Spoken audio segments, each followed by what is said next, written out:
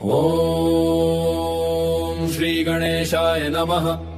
ओम श्री हनुमते नमः। ओम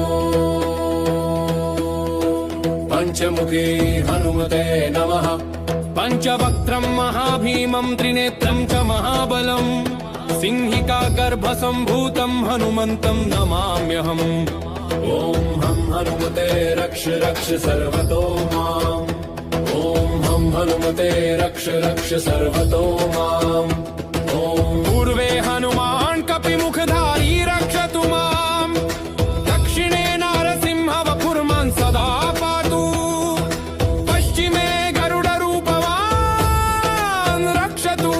उत्तरदिशि वराहरूप सदा रक्षतु माम्। पूर्वे हयग्रीव विग्रह पातु मे शिरः। अधस्तात् ब्रह्मास्त्र रूप पातु पादयुग्मं सदा मम। अष्टदिशि रक्षतु पंचवक्त्रः। स्वप्ने जागृति गच्छत पश्यतः शयानम्। पश्यन्तं हसन्तं चलन्तं सर्वदा रक्षतु हनुमान् महाबलः।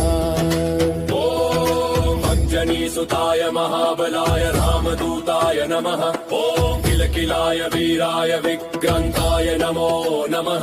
ओम भूतप्रेत पिशाचादिनाशाय स्वाहा। ओम हसिधारा कृशानुवत्कवचं मे हनुमान स्थापयतु।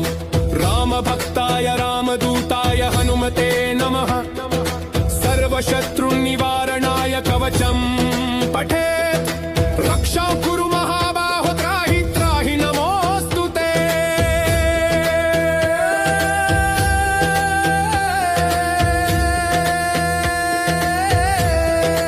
ओम हनुमते नमः।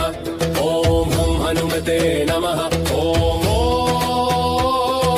ओज्जनी गर्भसंभूत मारुतात्मजमुत्तमम्। श्रीरामप्रियं भक्तं वन्दे लङ्का भयङ्करम्। पंचमुखं दरं देवं हनुमन्तं नमाम्यहम्।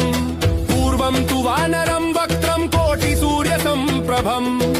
दक्षिणे नारसिंहं च भयनाशं सदा स्मरे। पश्चिमे गरुडं वक्त्रं वक्रतुण्डं महाबलम्। उत्तरं तु वराहं च कामरूपं महाबलम्। ऊर्ध्वं हयग्रीवमुखं शङ्खचक्रगदाधरम्।